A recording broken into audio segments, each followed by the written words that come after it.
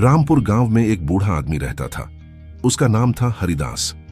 उम्र भले ही 70 के पार हो चुकी थी, पर आंखों में अब भी जीवन की चमक थी। उसका शौक था किताबें पढ़ना। हरिदास जी की छोटी सी लकड़ी की अलमारी में सालों पुरानी किताबें जमी थीं। कुछ इतिहास, कुछ कहानियां और कुछ अधूरी डायरी के पन्ने। एक दिन गांव के स्कूल से एक बच्चा आया और उसका नाम था अर्जुन। वो स्कूल में बहुत अच्छा पढ़ता था, लेकिन उसके पास किताबें खरीदने के पैसे नहीं थे। उसने डरते डरते हरिदास जी से पूछा, दादाजी, क्या मैं आपकी कोई किताब पढ़ सकता हूं? हरिदास मुस्कुराए, बिल्कुल, लेकिन एक शर्त है। हर किताब पढ़ने के बाद तुम मुझे उसकी एक बात बताओगे जो तुम्हें सबसे ज्यादा पसंद आई। अर्जुन ने सिर हिलाया और एक किताब ले गया। दिन बीते, हफ्ते बीते।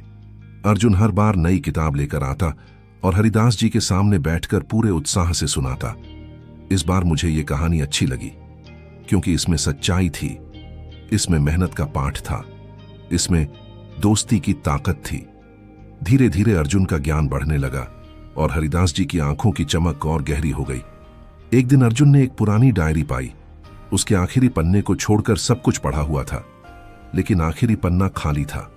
उसने पूछा, दादाजी, ये आखिरी पन्ना खाली क्यों है? हरिदास जी ने धीमी आवाज में कहा, क्योंकि आखिरी पन्ना तुम्हें भरना है अर्जुन। इस डायरी की बाकी कहानियां मैंने जिए हैं, पर अब तुम्हारी बारी है अपनी कहानी लिखने की। मेहनत, ईमानदारी और ज्ञान से। अर्जुन की आंखें भर आईं। उस दिन उसने फैसला किया, वह बड़ा होकर शिक्षक बनेगा और हर उस बच्चे को किताबें पढ़ाएगा जो पढ़ना चाहता है पर पढ़ नहीं सकता। हर किताब एक कहानी है और हर कहानी हमें कुछ न कुछ सिखाती है, लेकिन सबसे जरूरी कहानी वह होती है जो हम खुद जीते हैं।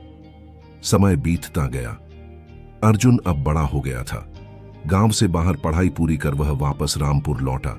बाल काले से हल्के भूरे हो गए थे, लेकिन आंखों में अब भी वैसा ही जज्बा था जैसा बचपन में हरिदास जी की किताबों को पढ़ते वक्त हुआ करता था।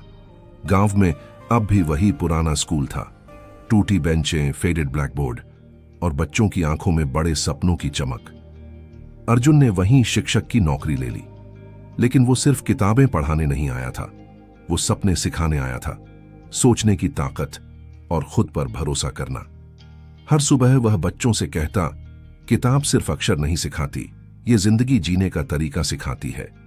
हर महीने की आखिरी तारीख को वह अपने छात्रों को एक कहानी सुनाता। कभी हरिदास जी की अलमारी से निकली कोई पुरानी किताब, कभी अपनी जिंदगी का कोई अनुभव, और फिर कहता, अब बताओ, इस कहानी से क्या सीखा? बच्चे अब केवल परीक्षा में नहीं, जीवन में भी अव्वल होने लगे। एक दिन अर्जुन स्कूल के बाद घर पहुंचा और उस लकड़ी की अलमारी से हरिदास जी की वही डायरी निकाली। अब भी आखिरी पन्ना खाली था, लेकिन आज इतने सालों बाद अर्जुन ने उस खाली पन्ने पर कलम उठाई। मैं अर्जुन हूं, उस बूढ़े हरिदास का छोटा सा छात्र। आज मैं उन बच्चों को पढ़ा रहा हूं जिनकी आंखों में मैंने कभी खुद को देखा था। इस आखिरी पन्ने पर मैं अपनी कहानी नहीं, उनकी कहानी लिख रहा हूं, जो मेहनत से आगे बढ़े, जो ईमानदारी से जिए और जिन्होंने अपने जीवन की किताब खुद लिखी।